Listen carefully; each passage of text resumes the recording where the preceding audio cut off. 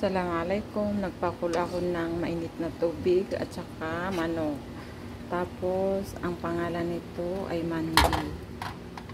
Ayan yung ginamit kong seasoning, white seasoning at saka yan.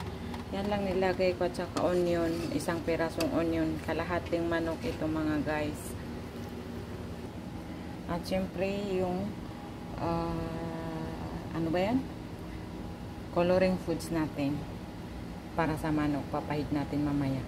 Ayan, ilalagay ko yung rice na binabad ko sa tubig mahigit 1 oras. Kung magtatanong kayo bakit mamantika, oo, nilagyan ko yan ng mantika bago ko siya pakuluin.